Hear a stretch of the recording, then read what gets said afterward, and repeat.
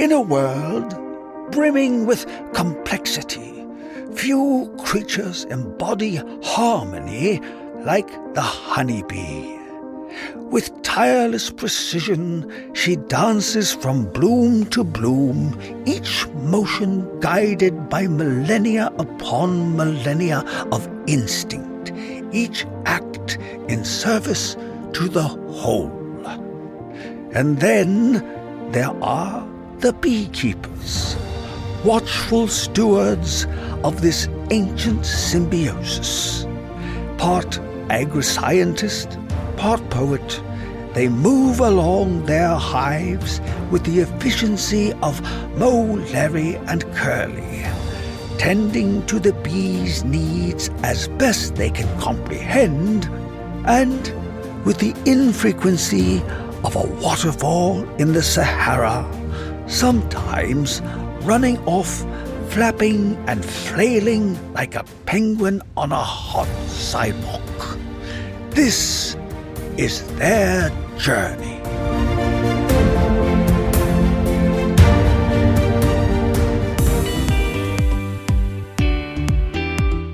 Welcome to Bee Love Beekeeping, presented by our great friends over at Mann Lake.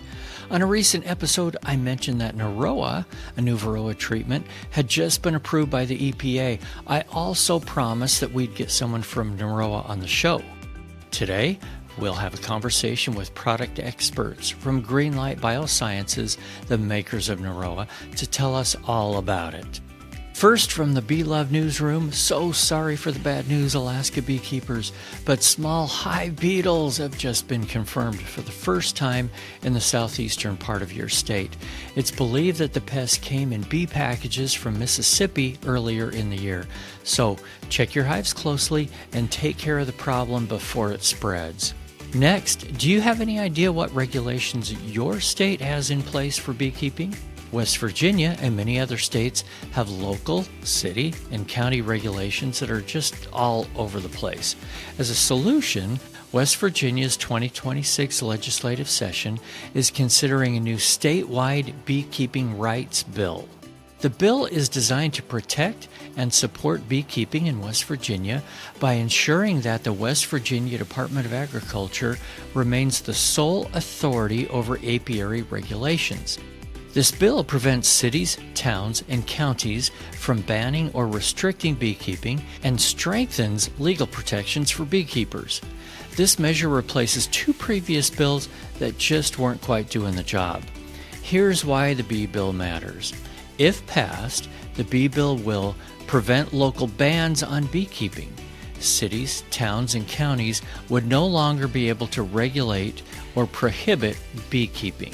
Similar laws exist in states like Florida, Tennessee, and Indiana, and from what I hear, they're working pretty well.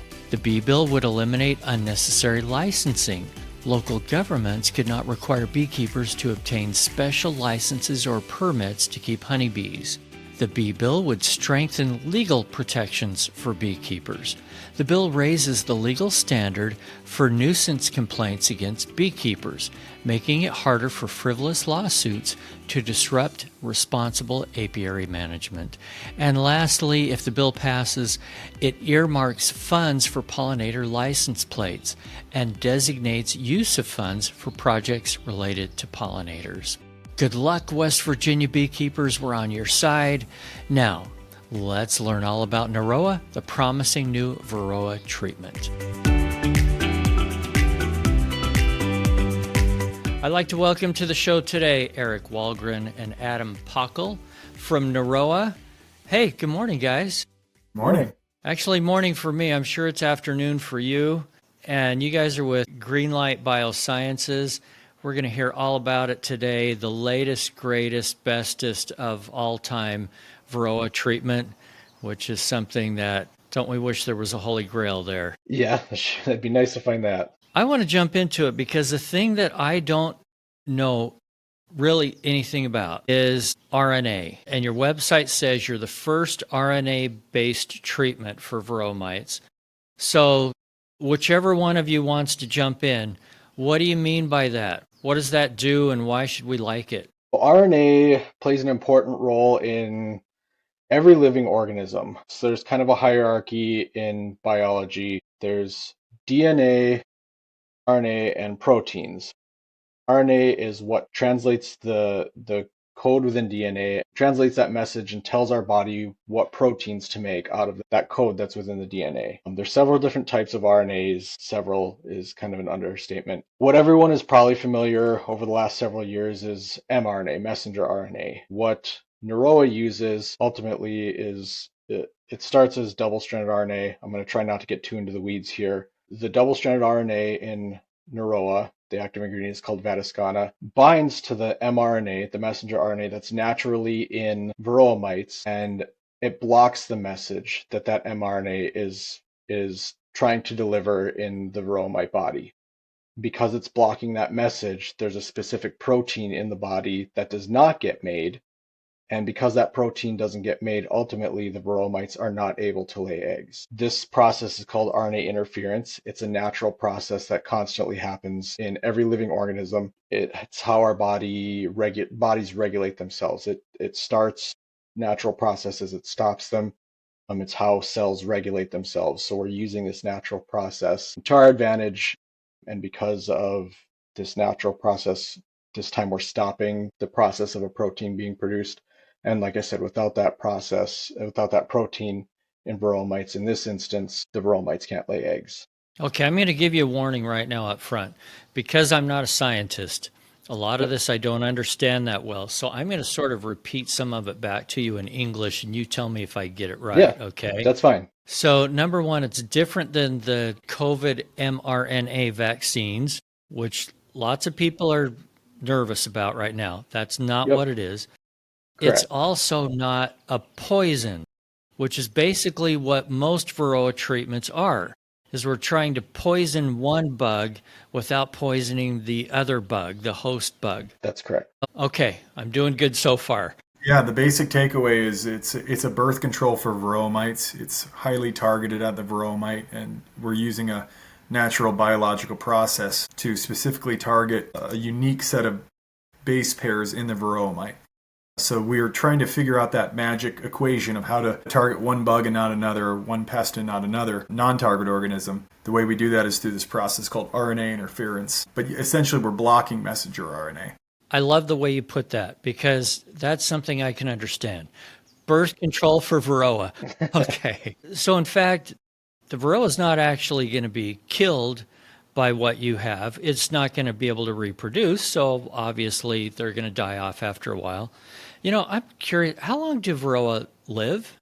It depends on the time of year because the trade-off between laying eggs, it takes a lot of energy. So during the brood, the season when the bees are brooding up, your queens are laying, the mites are also laying eggs. Generally, mites live for a month or so because they're laying eggs and expending a lot more energy. Overwintering, when bees are clustered up and then the mites aren't laying eggs as well, they can live for longer because they're not spending energy laying eggs. They're going to live longer over the winter, just like your winter bees can live longer. Biologically, they're a little bit different, so they'll live longer too. During the summer, when your hive is growing and the mite population is growing with them, a month, maybe 2 months, their lifespan's a lot shorter.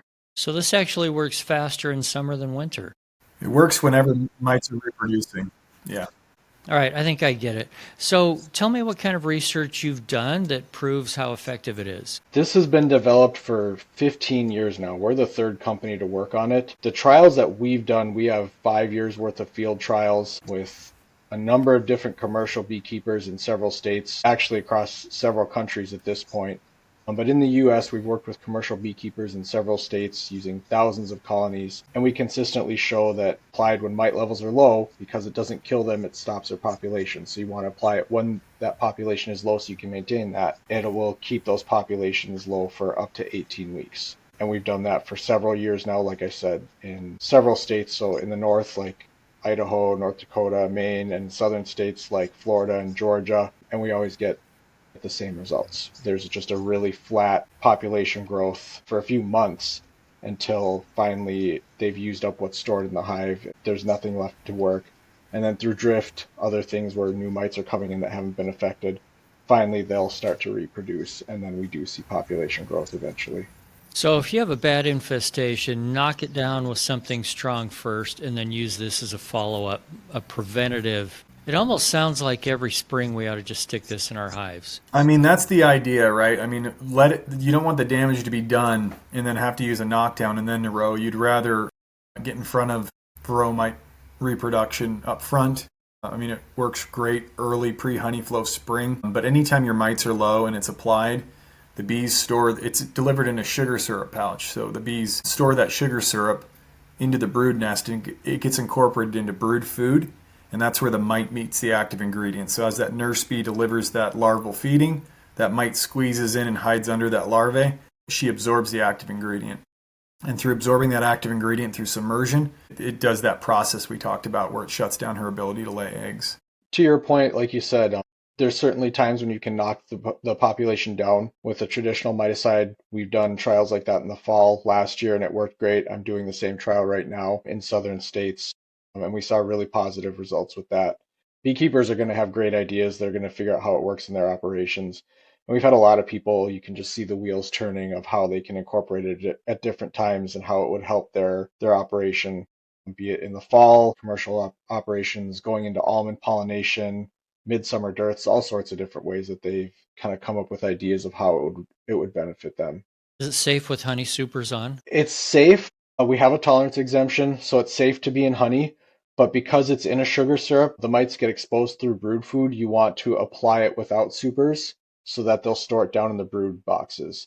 Now, the bees will empty those pouches in just a day or so, and then like any other syrup that you feed to them, they'll move it around and they'll store it within a week, and then you can put supers on after that. So what we've been telling people is treat it like any other syrup that you'd provide to them through your feeders. Once that feeder's empty, give it a week, 10 days, whatever you're comfortable, and then you can put your supers on after that.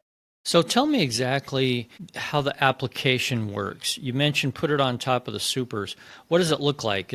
Is it a bag? Is it one of these cardboard strips? It's a sugar syrup pouch with a decal adheses to it, and then it has a tab you pull, and it exposes perforations underneath that the bees put their proboscis in and suck the syrup down.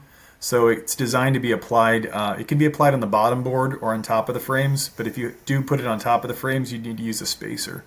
So this sounds really safe, but I get why you don't want to use it with honey supers on. Are there any other side effects that we need to know about or concerns that we should have with it? It's so targeted that it doesn't have any effect on the pupae, the larvae, or the adult bees or the queens. The only thing to think about is from a strategy perspective is that high mite load, and it's not killing mites. But what it's doing is it's interrupting that growth of the Varroa mite. So when applied at the right times of year, it equates to that 4.5 months of control with one application. But there's no harm to the bees. Now, you two guys personally, are you also beekeepers or just scientists? I'm a beekeeper, yeah. I actually met GreenLight Biosciences 3 years ago as a beekeeper. They had bees on their corporate campus, and I worked for a company that managed bees on corporate campuses. About 600 colonies up and down the East Coast. And GreenLight Biosciences was one of those partners. And I was leading hive tours and showing, the employees of the company, the honey, the queen, the brood, all the good stuff. During one of my hive tours, unknown to me, everyone on the hive tour was an entomologist. I would have been much more nervous if I knew that, but I was leading the hive tour and one of the participants starts pointing out Varroa mites on the frame as I'm holding it up. So I asked her if she's a beekeeper, and she said, no, I'm not a beekeeper. And I go, well, how do you know what Varroa mites are? And she says, well, we count them in my lab. And I go, okay, can I talk to you after the hive tour? So I talked to her, and I learned about the technology like 3 years ago. So I started following them on LinkedIn, and the rest is history. Cool. And Adam, you're the scientist? Yeah, so I was an apiary inspector, found out about GreenLight and what they were doing, and then was just really excited about the technology. And when I had a chance to come on, I just got really excited about that. But yes, I'm a beekeeper too. So I actually got a bottle. Eric and I are going to do a honey swap. I don't know if you can see it. So I got a bottle of my honey here. It's not picking up with the background, but I got it here so that I don't forget to pack it for the next conference that we're both going to be at. So speaking of conferences, where can we see you guys if we want to meet you and ask a bunch of questions in person? Next is Montana. I'm in Montana tomorrow, leaving tomorrow for Montana. We'll be in, right now, Oregon, Texas, California, AHPA, ABF, North American Honeybee Expo. I'm sure I'm forgetting some. The full list is on our website, Norroa.com. So with a lot of treatments that are out there, you can't use them above 80 degrees Fahrenheit or something like that. And there's dangers, there's reasons for that. Even things that we consider to be pretty safe for bees, like oxalic acid, we're told wear all this protective gear. What do we have to do for Narroa? So Narroa is different than anything we've had for use as beekeepers. There is no temperature restrictions. Any working temperature, you can work your bees, you can apply Narroa. It's so safe that actually there's no special PPE needed to apply it. If you're a beekeeper that doesn't beekeep with gloves or you don't beekeep with a veil, there's no special PPE to apply it. That was pretty nice. There's no temperature restrictions either. But whatever temperature you work your bees in, whether that's any temperature restrictions that's safe for working bees. So 50 degrees, 105 degrees, anywhere in between, you can apply it. Storage temperatures, we just say room temperature. You don't want to keep it above 100 degrees long term. So, don't just keep it out in some shed where it's going to, if you're in Texas or Florida and your shed's going to be 150 degrees for weeks on end. Don't keep it out there, but keep it in your garage, keep it on a shelf in your basement or something. It can be in a hot vehicle all day long while you're out working your bees. That's no problem for a day. Just long term, you don't want to let it be really hot. Then it can start to degrade. Cold is no problem. We've done freezing studies to make sure that if it does freeze, it'll thaw just fine. That's not a problem. That was definitely something I thought about living in North Dakota. We think about things freezing all the time. No temperature restrictions, and it has a 2-year shelf life. So if you buy some now and you don't use it all up, it'll be just fine next year. Lady just teed off and hit a tree, by the way. I wish you could have heard it. It was a whole different sound. By the way, that is a real golf course behind me. This isn't one of those superimposed deals going on. There they are now. Are you a beekeeper who loves sharing tips, asking questions, and showing off your latest honey haul? Then join the Hive, introducing the Mann Lake Beekeeping Community on Facebook, your new go-to for everything honeybees.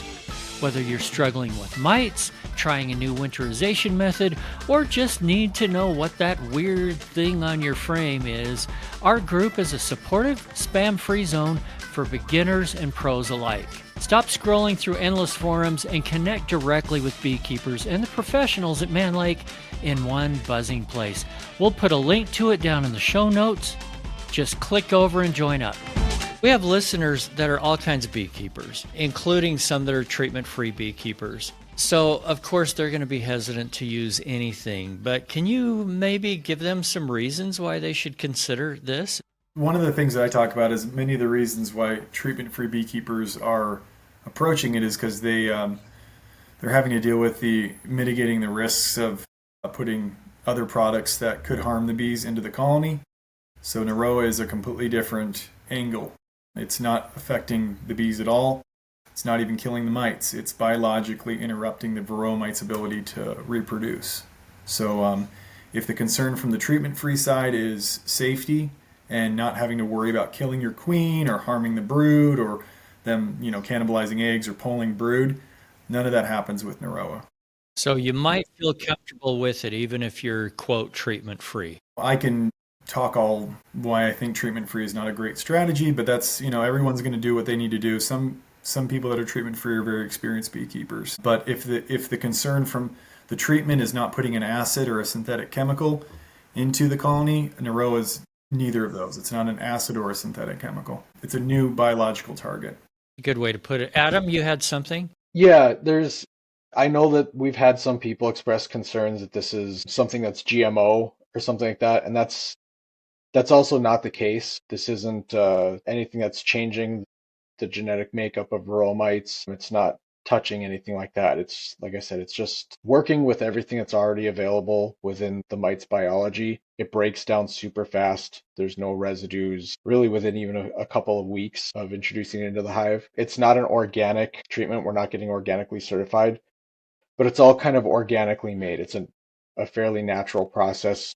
Everything's derived from yeast, basically. I can't tell you how. Chemistry is not my strong suit. But the best I can tell you is that it all originates from yeast. So we're not incorporating a whole bunch of other bacteria, a whole bunch of dangerous things as we make this. So it's all kind of yeast derived. It's like an RNA you'd find in food you eat with the unique nucleotides that target the Varroa mite. But we eat RNA every time we eat, every time we drink something. We interact with nucleotides all the time in our day-to-day activities. This is more like an RNA that you would consume as a human with the addition of a target at the Varroa mite attached to that. So, Okay, there's something I didn't warn you guys of ahead of time. As beekeepers, there's something that we like to do on this show.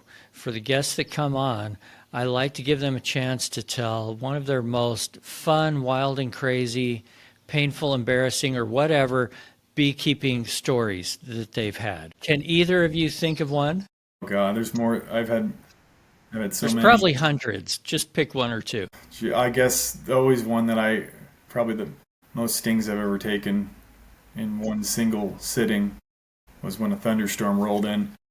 And I had like 6 or 7 supers high, and I was going down to do a mite wash. So I had all the supers scattered on this one hive, and I was about ready to do a mite wash, and then the storm just started cracking in, the thunder cracked. And I don't usually beekeep with anything but a veil, but man, I learned my lesson that day to always carry a full suit with me because I got stung more than I could count. So they reacted to the storm and just went crazy on you. I did, yeah. Like, there's nothing I could do. No amount of smoke. I basically just had to run for the truck. Did you count how many stings? You know how you tell yourself stories, but I never really counted, but I always say like 100. Enough to get my heart pounding, but I don't really know exactly the number. Yeah. All right, Adam, your turn. Oh, I'm going with a happy one. I'm trying to decide which one. I've got 2 in mind. Spending a lot of time as an apiary inspector. I like to do a lot of education, outreach. I work with the local zoo, science museum, managing hives there. I've started getting my son into beekeeping. He goes out with me. You always kind of wonder how much your kids are listening to you when you're telling them stuff and how much they're just kind of nodding along and saying, okay, Dad. Last year, he was in 2nd grade last year and got to do kind of a show and tell thing. And he wanted to wear his beekeeping suit for his show and tell. That was his thing, was his beekeeping suit. And it's supposed to be like a little 5 or 10 minute thing where class gets to ask him questions about it. They show it off and that's it. So I went there to help him put it on because he kind of struggles to get his veil on himself. And it turned into a 45-minute Q&A about honeybees. Nothing about him, all about honeybees. It was like he was doing a master class on beekeeping. And these 2nd graders were asking awesome questions about honeybees and beekeeping and asking about the queen and what happens if what do you do if this happens? What about this? And the questions that they were asking and the way he was answering them, it was like, this kid's actually listening to me. And this kid's actually paying attention when we go out to the hives. And it was a proud moment as a dad and as a beekeeper. It was like, as a mentor watching someone that you've taught. And it was just really cool seeing this little, at the time, 7-year-old, seeing the next generation coming up and actually paying attention, knowing what they're doing. And this little kid know what he was doing with bees. And yeah, it was really fun.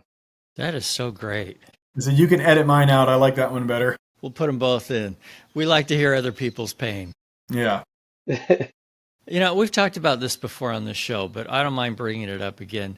Beekeeping is such a great family thing. Get your kids involved. Get your grandkids involved. Get grandpa involved. Get whoever that is comfortable with it, and is interested in it. And you'd be surprised how many people are interested in it. It's a great family thing to do together. And now he likes to bring his friends with. So we got a couple kids' suits that he can bring friends. And his best friend across the street 6 months ago, any flying bug that they'd see playing outside, he'd run away screaming. We brought him with once this spring. It was the 2nd time we went out to the hives. And he came out, wasn't sure how it was going to go. And we got done. He said, can I come with every time you go to your bees? He helped me extract a little bit. And yeah, he loves it now. Oh, that's really fun.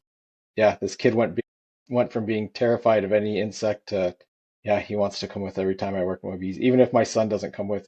Before I let you go, I want to talk to beginners here for a second.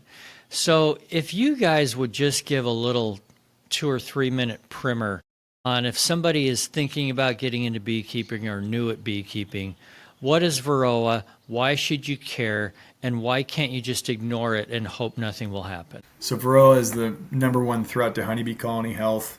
I mean, you could say worldwide, we can address the problem with the different miticides that we have. We haven't had a lot of new miticides in the last decade.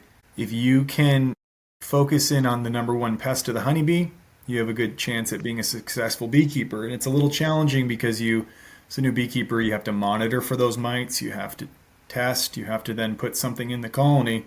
And the traditional ones that we've had for our use can be sort of intimidating because with them they have temperature restrictions, they have risks, or they're a synthetic chemical if you don't want to use any synthetic chemicals. So as a new beekeeper, if you can learn 3 things: Varroa mites, how to recognize queen events in your colony, do you have a queen in there or not, and then how to recognize and if you have enough food. I mean, you're putting yourself in a great place to be a good beekeeper. But Varroa mites being the biggest pest, and the one that we have tools at our disposal that we can actually attempt to keep our colonies healthy.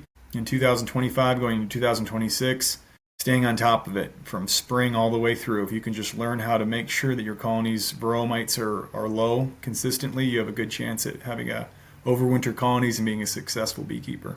Great summary. Adam? The way I like to describe it is, if you go out hiking, everyone knows, if you spend any time outdoors, what ticks are. Imagine a tick on you the size of a dinner plate. And that's what a Varroa is for a honeybee. It's the largest parasite to host relationship in the animal kingdom. And bees, when they get out of hand, can have more than one Varroa mite on them.